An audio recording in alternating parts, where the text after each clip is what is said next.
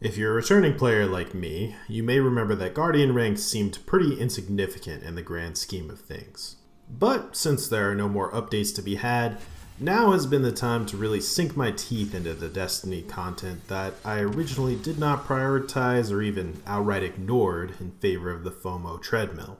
Guardian ranks and Triumph hunting no longer represent time spent missing out on seasonal activities and are now permanent achievements that I can chase.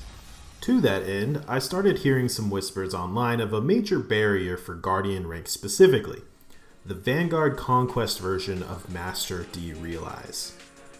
I do understand that the later conquests are a real step up from there, but still, this is the wall I heard about the most, and it was the exact challenge I took on after completing the Renegades campaign and finally jumping from rank 2 to rank 6 instantly.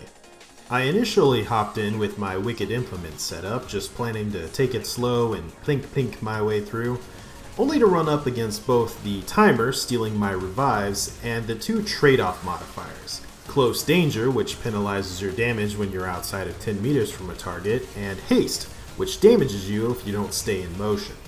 I'm generally a fairly safe player who likes to take my time and methodically approach challenges in Destiny, but I had to throw that mentality out, and I came back with this build. You may see a Prismatic Warlock wearing Getaway Artist and roll your eyes, but this is not just the Bleak Watcher buddy build again. That build wants to eat a grenade and hang out in a rift all day, and that wouldn't solve my problem. Instead, this build wants to eat a grenade and run straight at anything that moves. So, let's start with the weapons. Since I needed to be within 10 meters to do real damage, the first thing that came to mind was swords. And there's one sword in particular that's everywhere right now, the Prismatic Blade. It has good ammo economy, it has good damage, and it's not 11 meters long last time I checked. I actually just got my hands on it recently, so I haven't even gone back for the catalysts yet, although I do have the impact core. And after using it, I finally get why everyone seems to like it so much. For this build, just the blade itself is all you need to get it running, because that's what I had. As for the other weapons, it really is just something to pop Tormentor shoulders with, and then I had a Sharp Harvest sword as a backup for Conquest Derealize specifically. Ammo usually isn't a problem, so most of the time I use this Cold Comfort rocket launcher where a sword won't do the job. This build is built around the Prismatic Blade first and foremost, so the other weapons are not important outside of champions.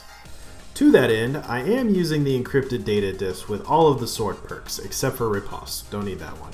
Just a quick run through, that's Sword Storm for damage, Kinetic Rupture for damage and unstops, Combination Argent Blade for damage, and the utility perks are Kinetic Synthesis for ammo economy with the Power from Pain and Singularity Blade combo for survivability. Power from Pain and Singularity Blade do focus on Devour, so I'm going to move on to a Prismatic setup. This build works best with Needle Storm as the super, but you can swap to Song of Flame to make the Prismatic Blade scorch if you like to. You'll lose access to Woven Mail, but gain access to Restoration, so it's really a trade-off. I do recommend Phoenix Dive as the class ability since it has a shorter cooldown than Rift, and the healing on demand will do more than a Rift would because this build wants to stay in motion. Your melee basically does not matter, so I put on Penumbral Blast for champs.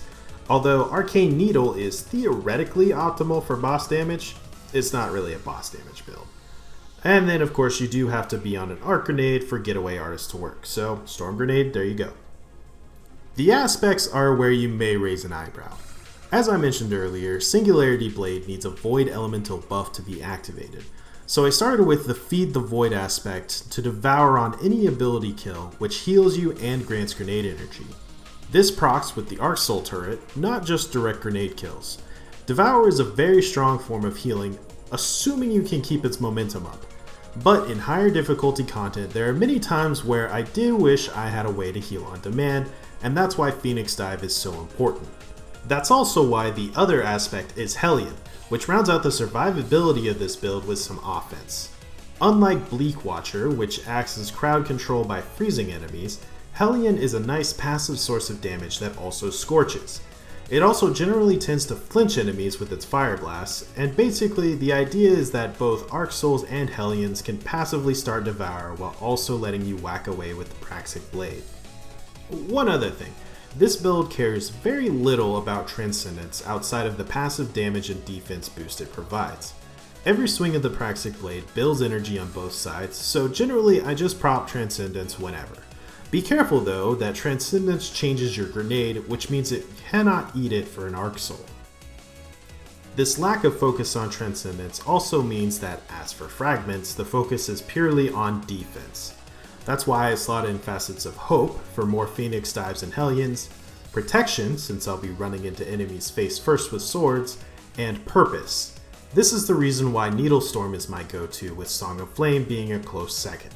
The Woven Mail lasts for 5 seconds on orb pickup, and unlike Restoration, it does not overlap with the other healing that this build already has going on because it's damage resistance instead. The final fragment slot goes to Dominance, so that Arc Grenades, including Arc Soul shots, apply Jolt. This fragment is how Arc Souls achieve Devour procs so easily with a nice side of Overload Champion stunning. It also synergizes with the final artifact perk, Blinding Jolts. That's it for the subclass, now for armor. This build absolutely wants the set bonus from the Equilibrium Dungeon armor, which makes sword hits return grenade and class ability energy. I personally run the 2-piece version because I just can't be bothered to hold block. This allows me to slap on some of the really good 2-piece bonuses like Smoke Jumper, Crystocrene, Exodus Down, but for my part I also discovered that wearing 2-piece Swordmaster from Vanguard focusing causes enemies to just kinda stand there and take it sometimes when I use the Praxic Blade.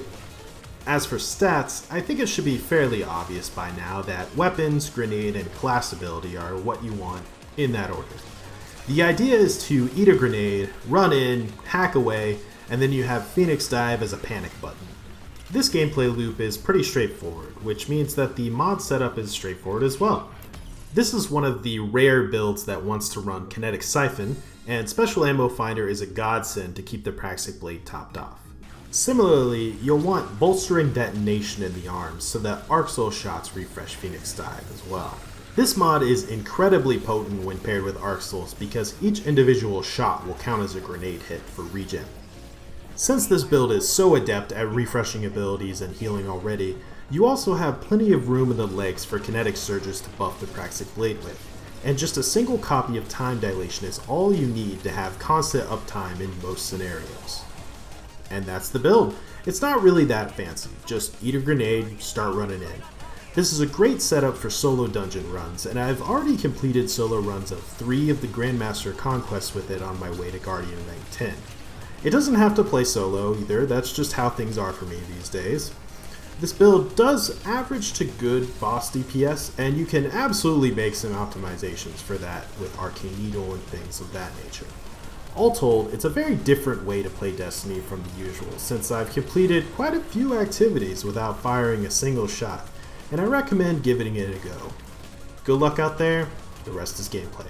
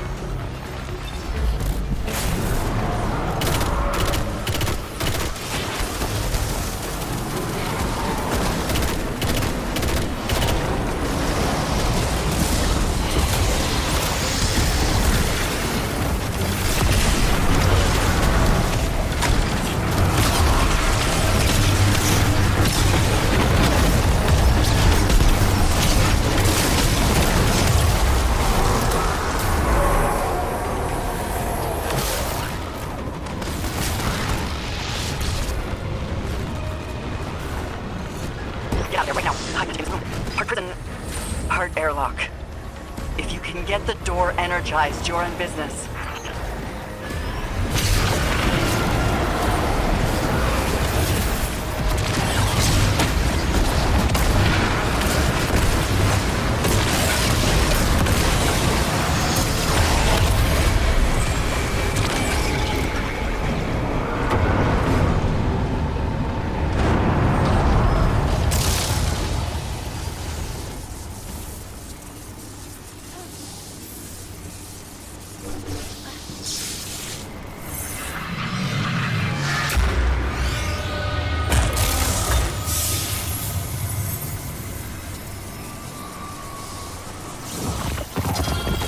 That's serious hive work. It's not dead, but it's on a long jaunt through the Ascendant Plane. We don't have to worry about it for now. You did good. Breathe easy. I should have realized it sooner.